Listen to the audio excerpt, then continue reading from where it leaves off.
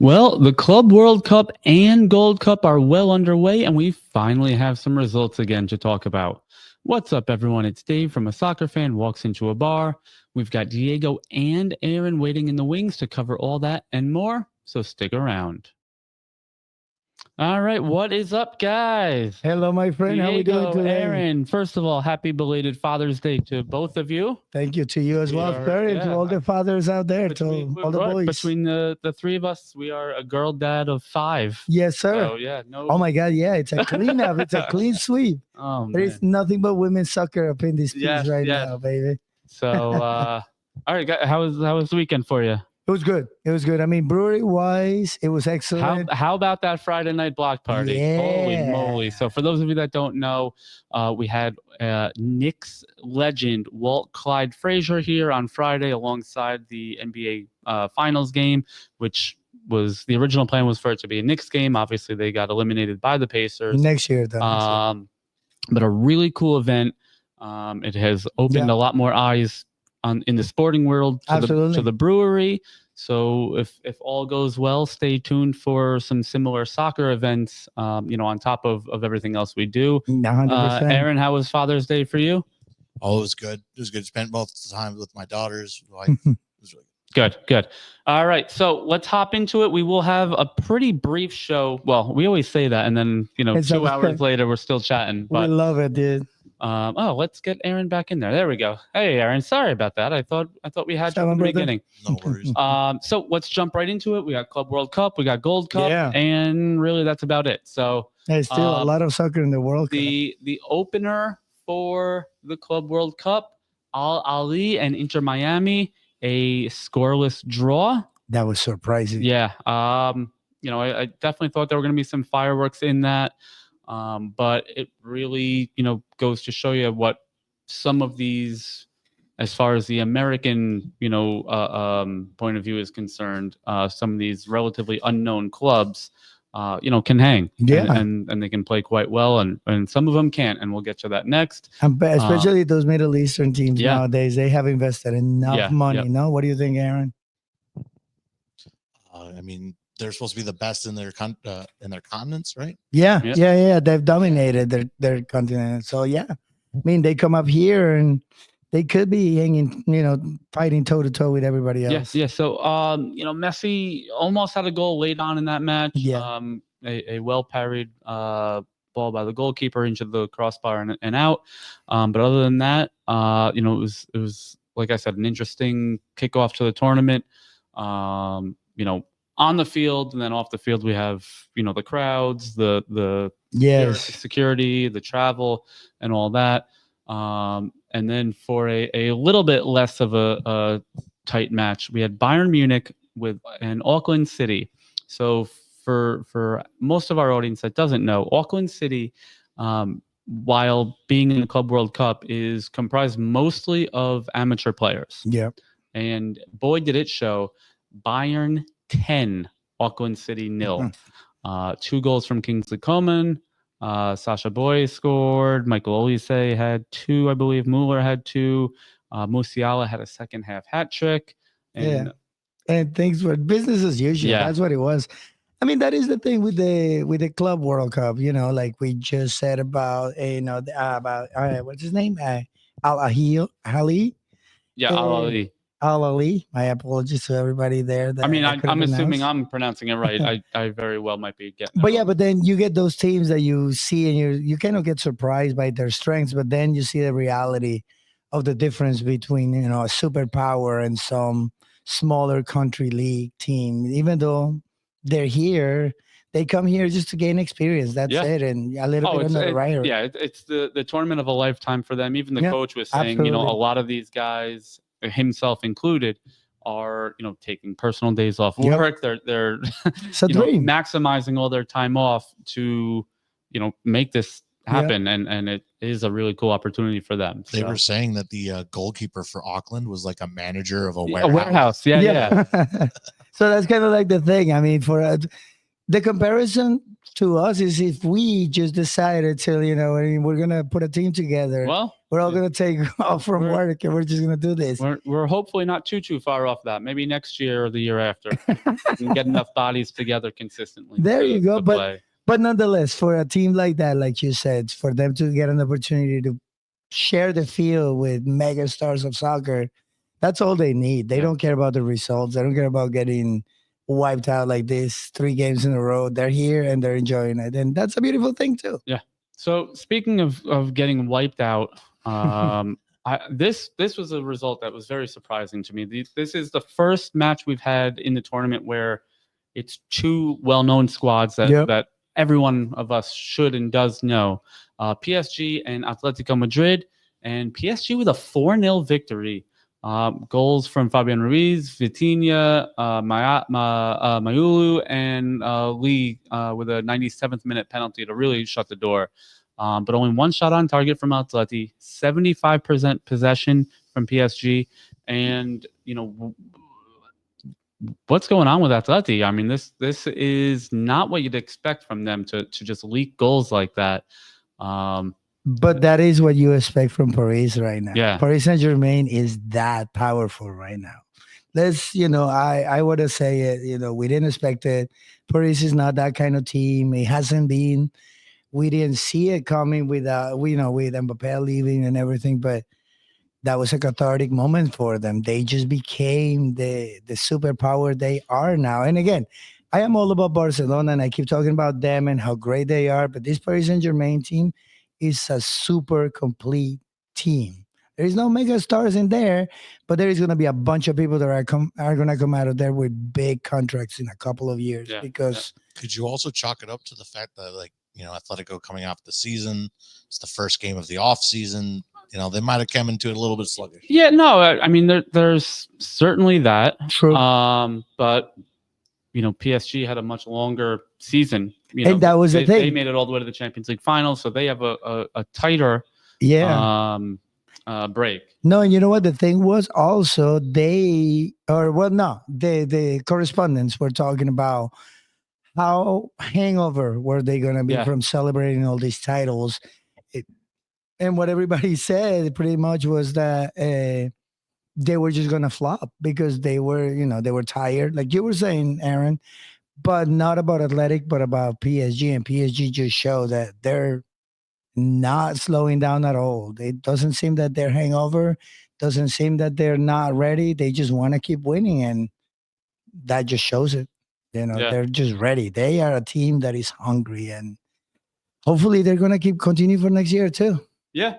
I mean, it's certainly, they'll have the target on their back, which you would have thought, they would, they should. They should have with Atleti. And if they are able to kind of withstand that and keep plugging along, with that young, spine that they have that we talked about after the Champions League final, I'd be hard pressed to count on them not making it far into the Champions League again next year and potentially winning the domestic double with ease for them. So absolutely.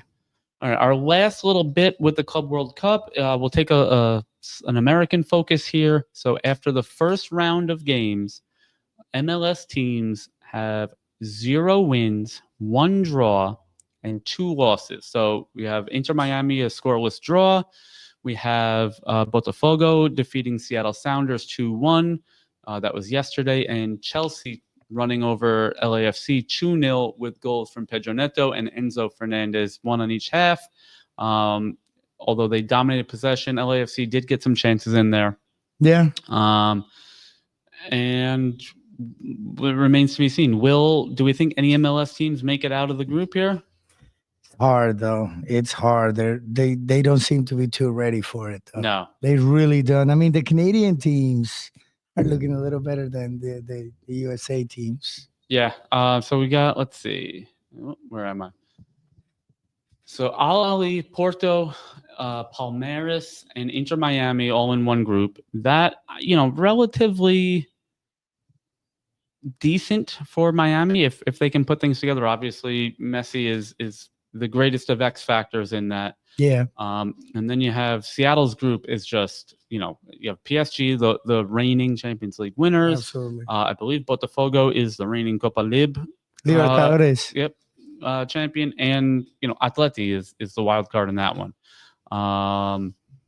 Group D is Chelsea, Flamengo out of Brazil, ES Tunis out of Tunisia, and then LAFC. So, we'll see what LAFC can do against those other two squads, but It's gonna be tough, it's though. not looking good on home soil for any of the MLS squads. Not right now. I mean, just because of the results they couldn't get, they should have gotten the victories on the first match, because that was the easiest match for each one of them, I think.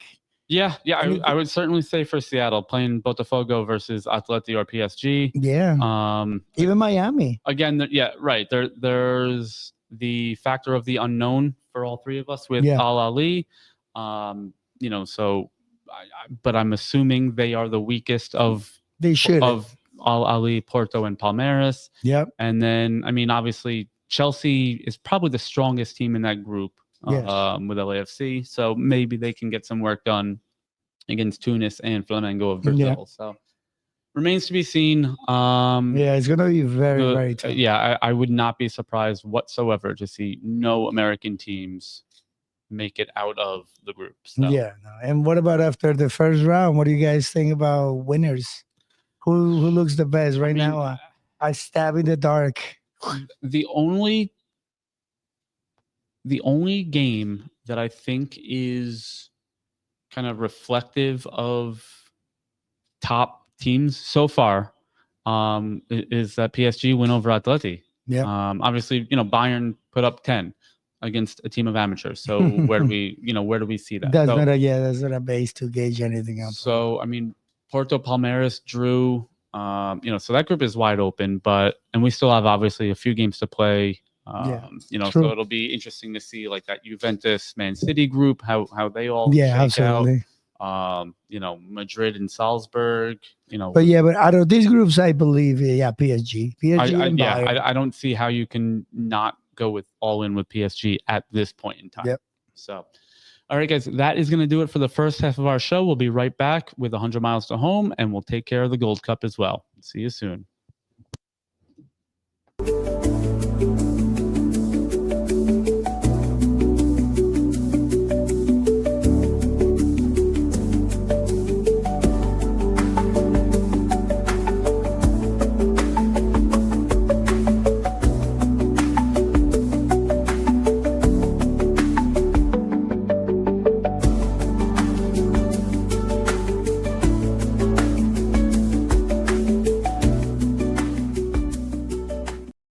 All right, welcome back, Diego, Aaron. How we doing?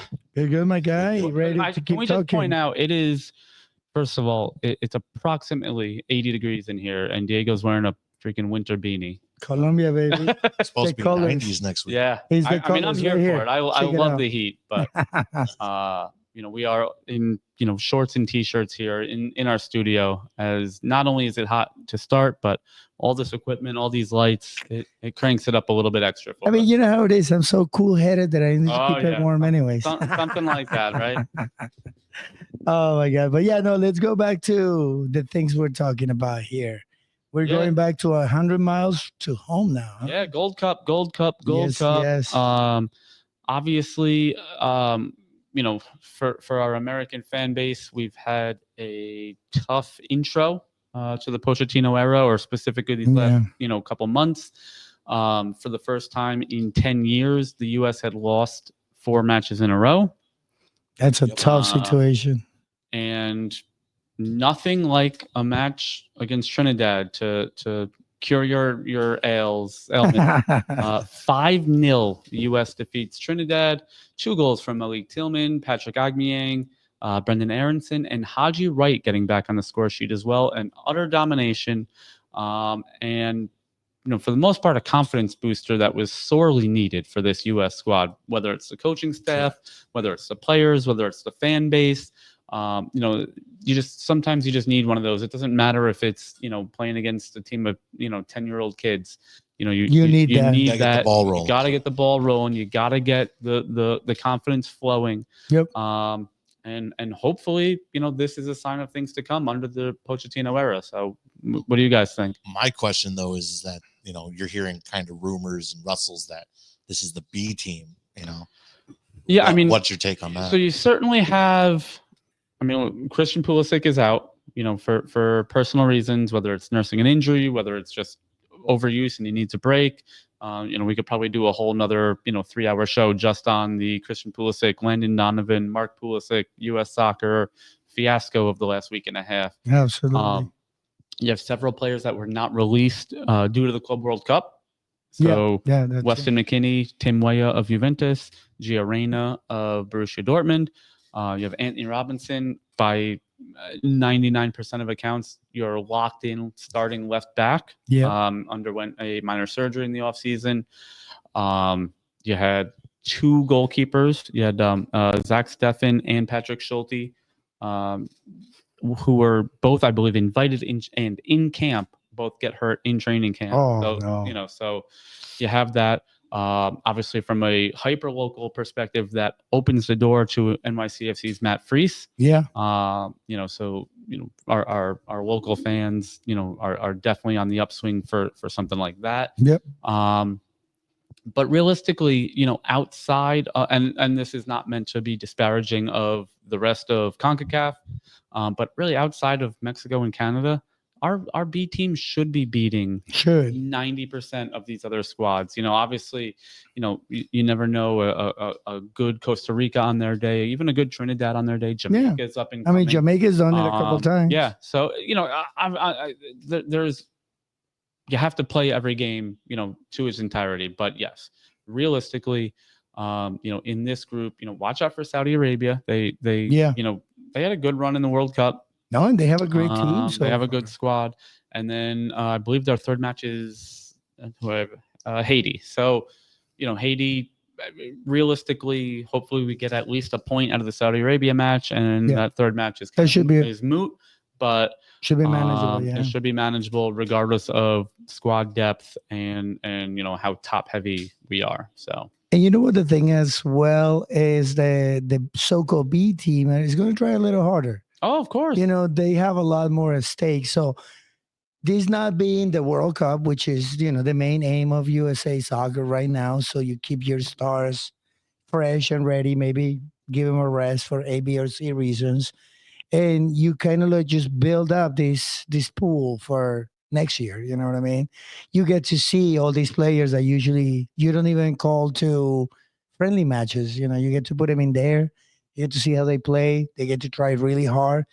And Pochettino gets to, get a bigger sample of what the USA, team has to offer for him as a strategist. Yeah. I'm trying to find, there was a great quote from Pochettino the other day, and I can't find it, but basically, it was kind of shouting out some of these guys that didn't get called in, and listen, this is every match is a tryout, and it needs to be, the pride of donning, the U.S. jersey needs to be back again, and we've heard it on and off, basically, in during the Klinsmann era, during Bruce Arena's second turn. During the Berhalter era, and now with Pochettino, the pride that the guys like Donovan and Clint Dempsey and before that with Reina and Harks and Ronaldo, Tab Ramos, and that's Tony one Mule, thing that, all these guys. And they say that all the time, and it was funny because the players themselves always say, we thought we were building the golden era of soccer, but in hindsight, they were the golden era of soccer. They brought soccer up to what it is now, and these players nowadays are not willing to take that mantle when it comes to taking pride on your shirt and you stuff nailed like it right that. there. I was just listening to Taylor Twellman and Dax McCarty this morning, talking, both guys who have U.S. national team history, and essentially Taylor was saying, like, guys, every U.S. group has had this signature win, whether it's the 2010 U.S. Algeria game where Donovan scored, to move them on, or even if it was a loss, you had the Tim Howard game against Belgium where you had 14 saves. Yeah, exactly. You had all those 2-0 matches against Mexico. You had You know, we've had that generational stuff, Yeah, the chip And- on the shoulder, I like to and say. where Taylor Twellman self-admittedly said, you know, I've been anointing these guys to golden generation, but where is that Signature win. signature win that we're waiting for? Or not for even, these like you guys said, to it's not become of even a age? signature win, it's a signature match. Yeah, Is that match that shows USA as what USA is, a grindy, tough team that doesn't give up, that doesn't think is better than the other teams. Yeah. That's another big problem right now. The old USA teams knew, it wasn't like they knew their place, but they knew where they stand, but they were willing to fight Yeah.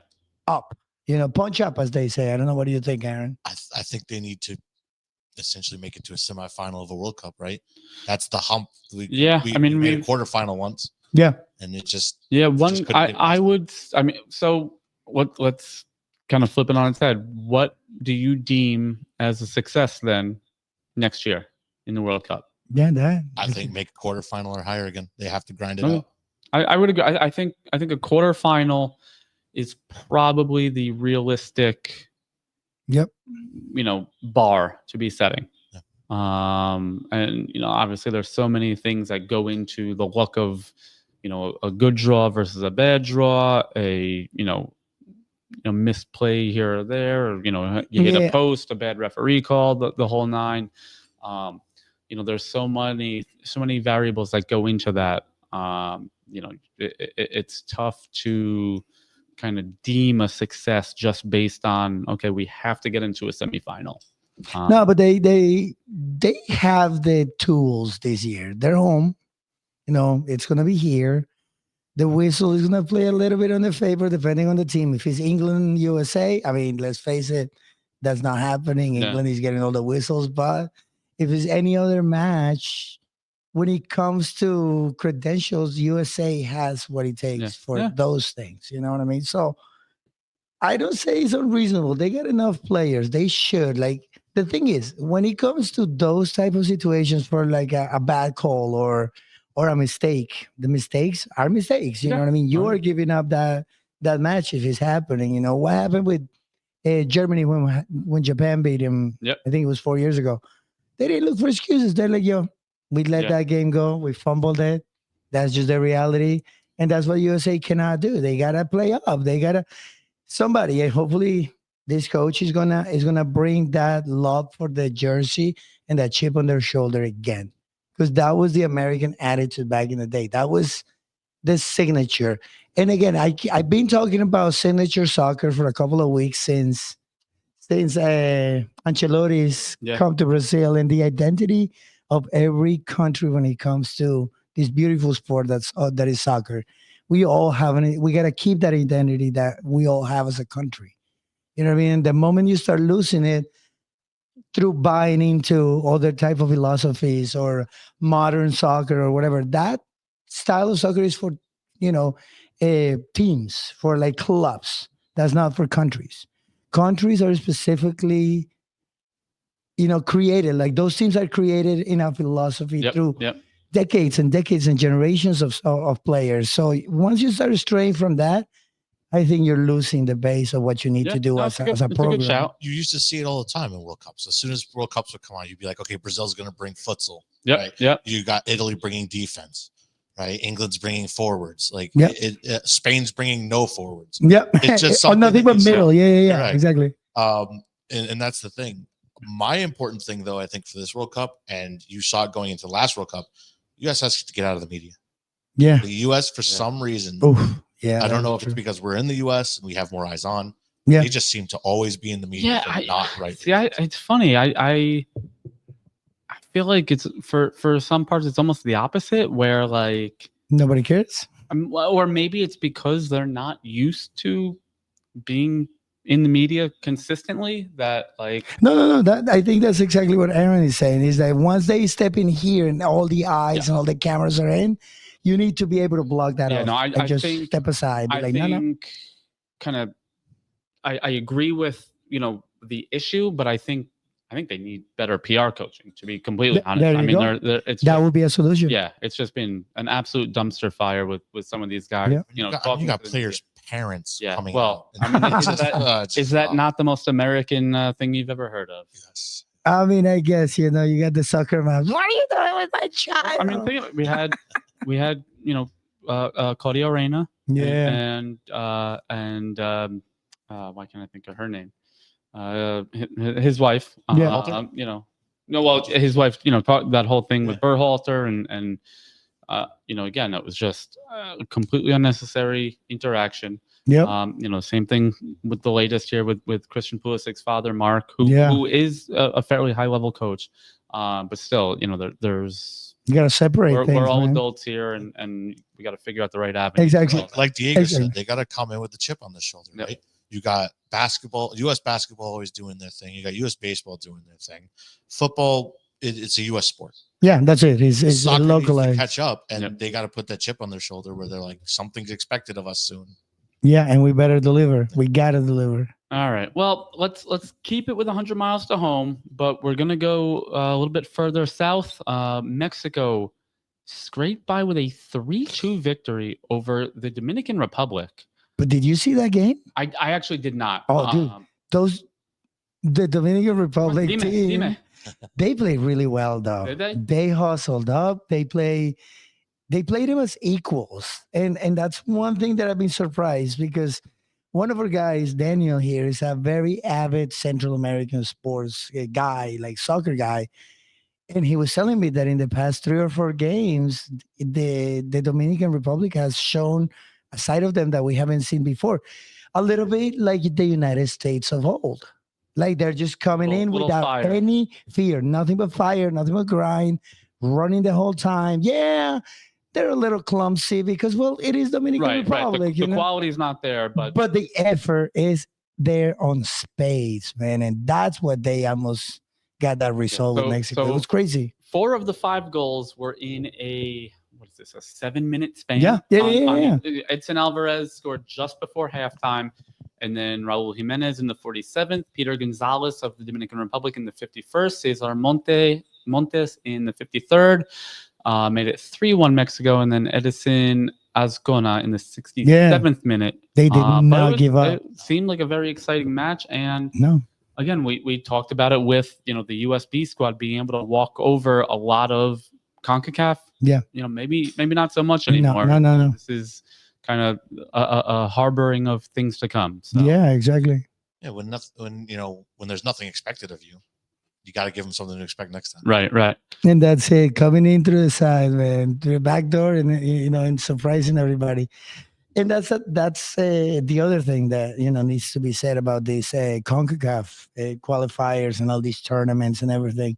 It has been given the chance to the smaller teams to start catching up. And There's- listen, a lot of this is improvements with their own national federation. Yeah. It's not But, fault but of the a other lot of it countries. is also the MLS.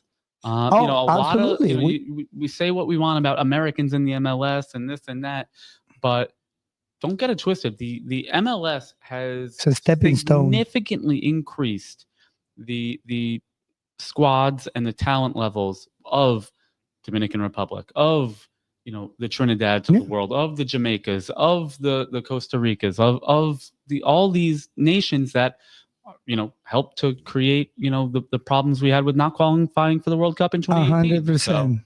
100%. What do you think, my brother?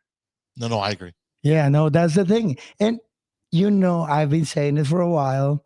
That's the stepping stones Yeah. that is so critical when it comes to American soccer. Not just like you said, not just the United States. And it sucks. Yeah, you guys lost a little bit of the the gap that it was before between Mexico, Canada, United States, and everybody else.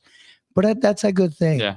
Because that's gonna build up the league Well, I itself. was going to say, this is the proverbial rising tide lifting all ships. All ships, So- exactly. And once the fans in Central America realize that, because they're starting to, a lot of the fans, the people that I talk to, their relatives, they all follow American teams because they have a local guy in them. Yeah. I have a couple of people from Nicaragua that follows, I think, LA, because there is a Nicaraguan guy in LA.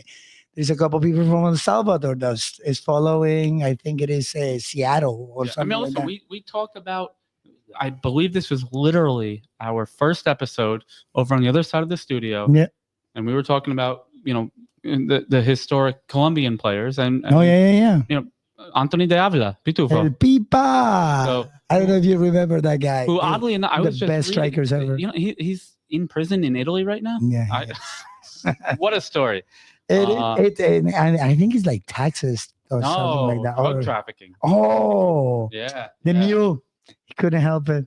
But that was a thing. And I don't know, it's a little sidetrack or something like that. But so that generation cannot separate themselves from the cartels. Obviously, if any of you have ever seen the Two Escobars, the ESPN Yeah, documentary, Exactly. So there was a thing. Every single player from America de Cali was tied to the Cali cartel. yep. There was no escaping it.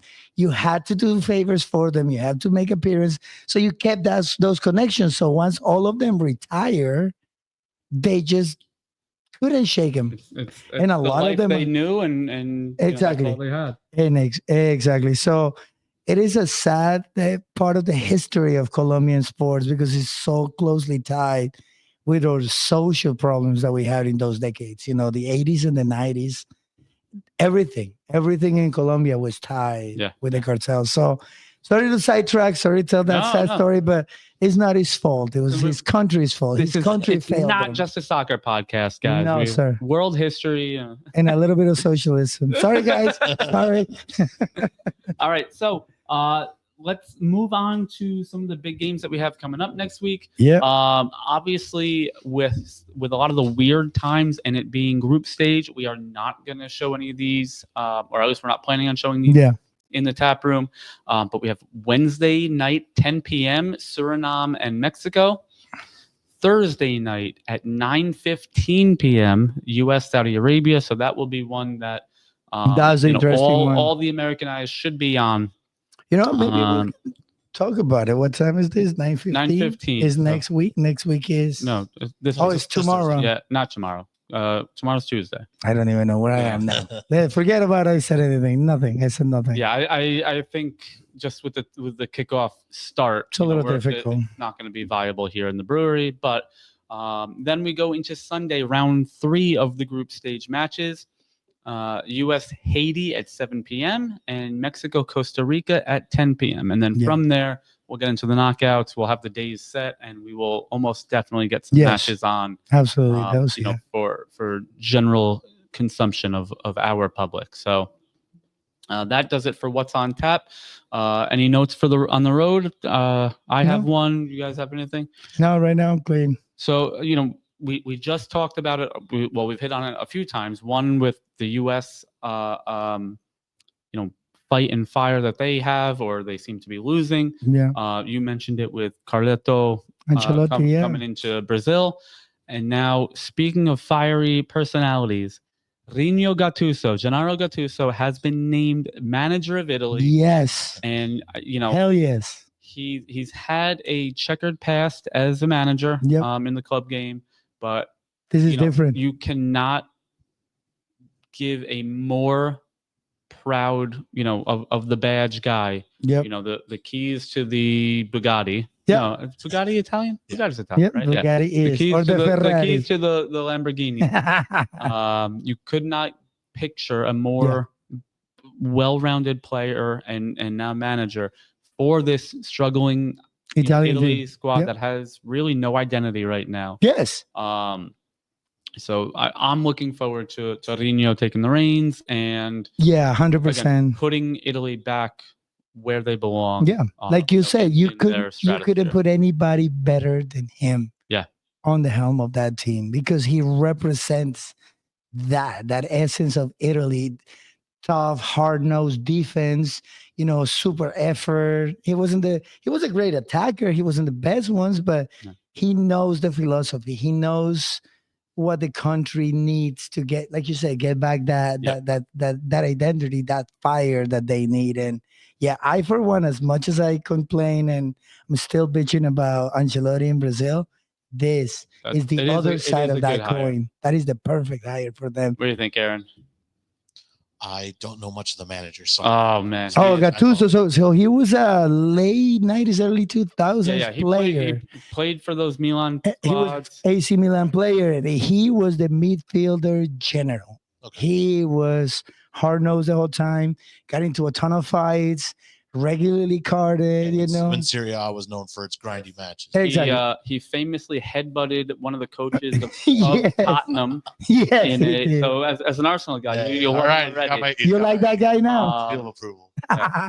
73 caps for the Italian national team, 403 club appearances, 335 of which were with AC Milan from 99 to 2012. He played for Rangers prior to that. And he kind of bounced around a little bit. He did manage Milan as well for a couple of years. Yeah. That was tough. He managed Napoli. He managed at Valencia and Marseille. He had, he has an eye issue that caused him to step away from the game for a little bit. It was like a retina issue. Like I he was gonna can't- lose his vision. Yeah. He had Through like concussions some or kind something of like that. degenerative eye issue, but like I said, back to good health, and Ready to we'll coach. see. I much like Aaron, obviously I know more about his management career. Then his playing I'm a career. little skeptical in terms of just tactically, is he the right man for the job? But certainly in terms of personality, that, is where we want to be. and that's what it is. He's gonna bring Italy because he knows his things. The thing is, again, like I said with Brazil, he's gonna set the base again. He's gonna bring that Italy from old back into the modern fold. Is he gonna last long? I don't think so because he's too wild. He's too much of a hot-headed. Yeah. He's gonna do something that is gonna piss everybody off, and he's gonna have to resign. But in the meantime, he's gonna bring that fire back. Right. So that does bring me to a question, because I did read something where people were talking about, should managers be associated with the country that they're managing Oh, in order to keep the identity, right? You have I believe so. Italy, American managers for America. I'm a faithful believer. I don't know. I see both sides of it. Obviously, it certainly muddies the water when you have an Argentinian representing the U.S. national Yep. team right now. Yep.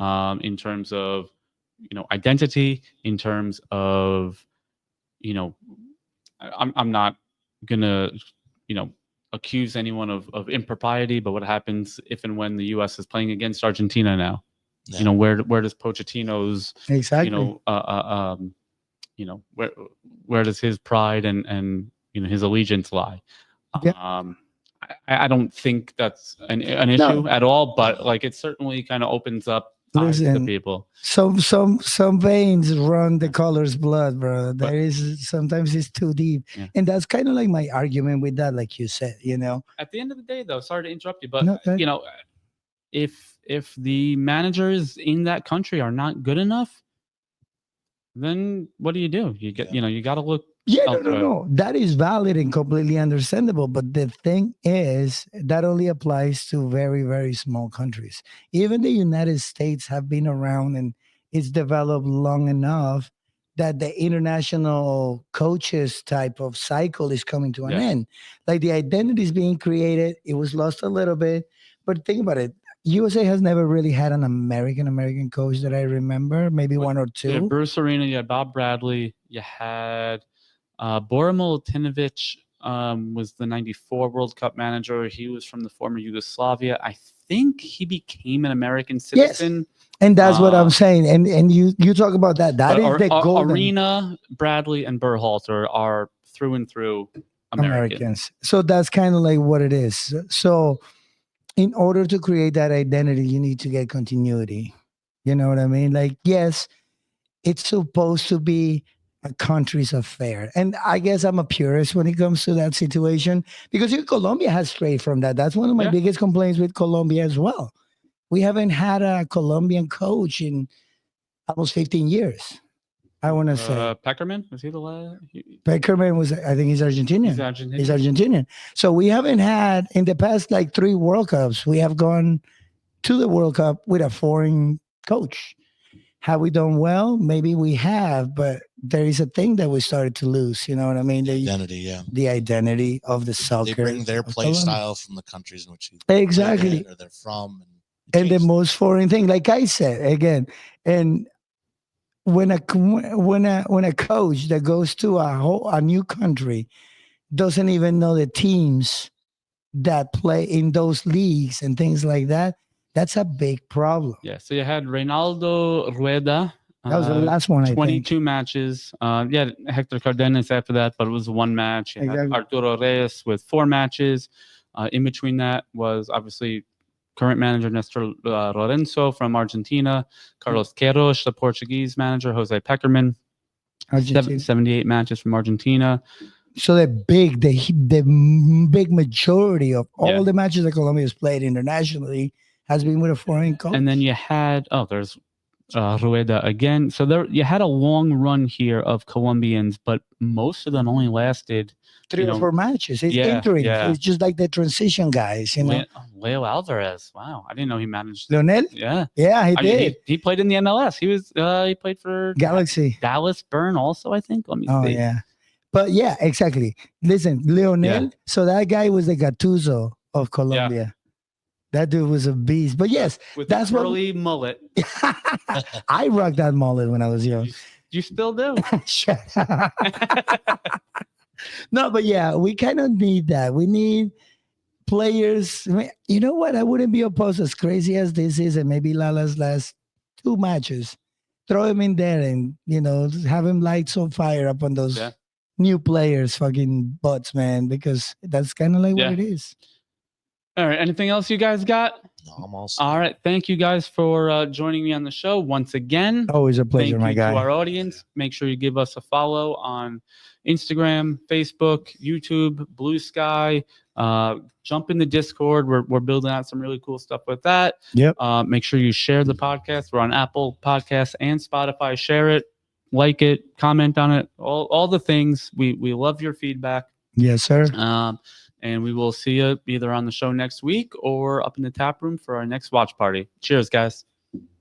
Peace.